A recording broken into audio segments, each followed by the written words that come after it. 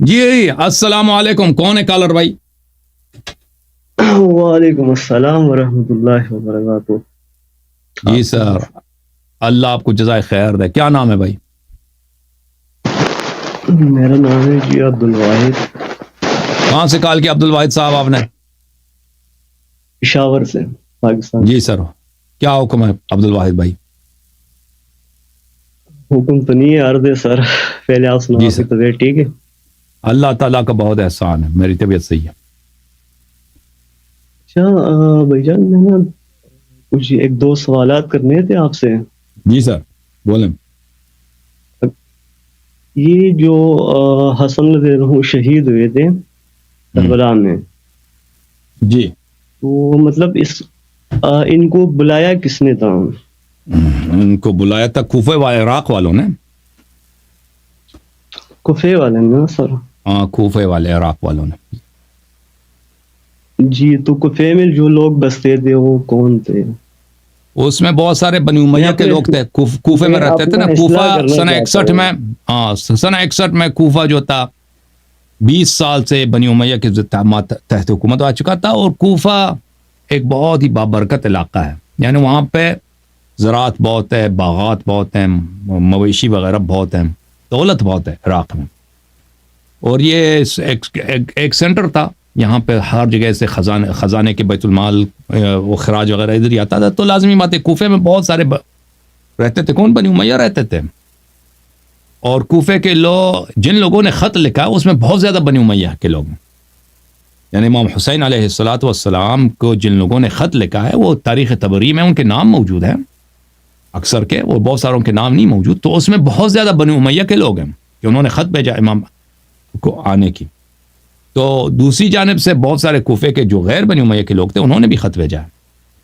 تو مجھے جو لگتا ہے کہ بنی امیہ والوں نے وہ ایک دشمنی میں خط بھیجا تھا، وہ کہ امام علیہ السلام ادھر آ جائیں، پھر ان کا منصوبہ یہی تھا کہ ان کو قتل کریں گے، اور وہ اپنے منصوبے میں کامیاب ہو گئے۔ اور جو لوگ کوفے کے لوگ تھے اس میں شیعہ بہت کم تھے، شیعہ اس معنوں میں کہ وہ اہل بیت علیہ السلام کو امام مانیں، یہ لوگ بہت کم تھے۔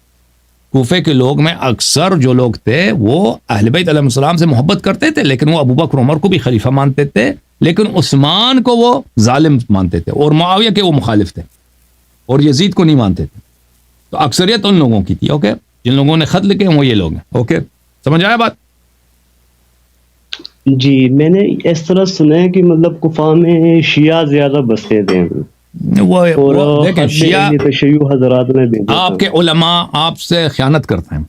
شیعہ کے دو اصطلاح ہیں، جیسے میں آپ کی خدمت میں عرض کروں کہ پاکستان دیکھیں، اگر آپ سن 1970 میں ہوتا ہے نا، پاکستان دو پاکستان ہے، ایک مشرقی پاکستان، ایک مغربی پاکستان۔ اگر ہم کہیں کہ مشرقی پاکستان میں بغاوت ہو رہی ہے، تو کس پاکستان میں بغاوت؟ یعنی مشرقی پاکستان میں بغاوت ہو رہی ہے، مغربی پاکستان میں تو کوئی بغاوت نہیں تھا۔ تو اسی لیے شیعہ کے دو اصطلاح ہیں، ایک اصطلاح ہے شیعہ، یہ وہ لوگ جو ہم ہیں نا، ہم ابو بکر عمر کو خلیفہ نہیں مانتے، عثمان کو خلیفہ نہیں مانتے، اہل بیت علیہ السلام کو امام خلیفہ مانتے۔ وہ سن لو بھائی پلیز، میری بات سن لو، نہیں بولو۔ اہل بیت علیہ السلام کو ہم کیا مانتے ہیں؟ امام منصوص من اللہ مانتے ہیں۔ یہ ایک اصطلاح ہے شیعہ کی۔ شیعہ کی ایک دوسری اصطلاح ہے جو ابھی رائج نہیں ہے، پرانے زمانے میں رائج تھا۔ یہ شیعہ ان لوگوں کو کہتے تھے شیعہ اہل بیت، جو اہل بیت علیہ السلام کو محبت کرتے ہیں۔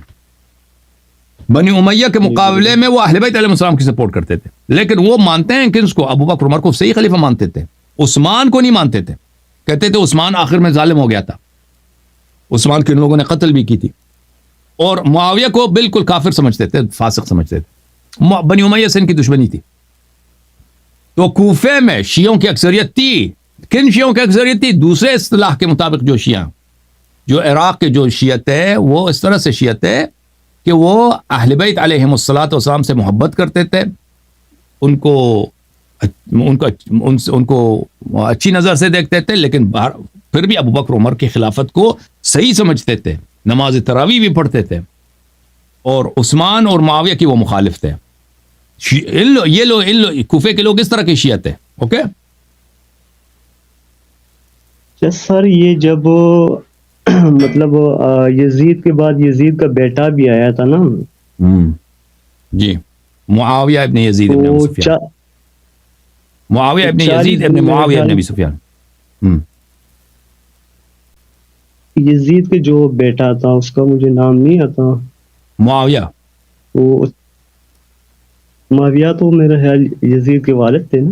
اس کا بیٹا کا نام بھی معاویہ, باپ کا بھی نام معاویہ, بیٹے کا نام بھی معاویہ. اچھا بس وہ مجھے نہیں تھا پتا. اس نے 40 دن کے اندر اندر جو ہے نا اپنا تخت کو چھوڑ دیا, جی. اس وجہ سے کہ اس نے کہا کہ مطلب اس کرسی کے نیچے اہل بیت کا خون پڑا ہوا ہے. صحیح. مطلب آپ اس کے بارے میں کیا کہتے ہیں؟ وہ تواریخ میں مذکور ہے کہ معاویہ نے وہ جی اگر اسلام کی تاریخ ہم اٹھا لینا تو جتنا ظلم کربلا میں ہوا اتنا ظلم تو ہمیں کہیں اور نہیں ملتا. جی. تو میرا صرف مقصد یہ ہے کہ علن کی اس کے بیٹے کو پھر اس کے ساتھ شامل تو نہیں کرنا چاہیے. کے بارے میں ہم شامل نہیں کرتے ہیں بھائی. لا تزر وازرۃ وزر اخری, ہر ایک اپنے عمل کا جواب خود دیتا ہے. یزید نے جو جرم کیا ہے وہ خود جواب دے گا, اس کے باپ نے جو جرم کیا اس کے جواب دے گا نا. لا تزر وازرۃ وزر اخری. ہم تو نہیں کہتے کہ بھائی ایک دوسرے کو پکڑ لو اس کی وجہ سے. اوکے, تھینک یو سر, اللہ آپ کو جزائے خیر دے, اللہ آپ کو عزت دے, سلامتی دے.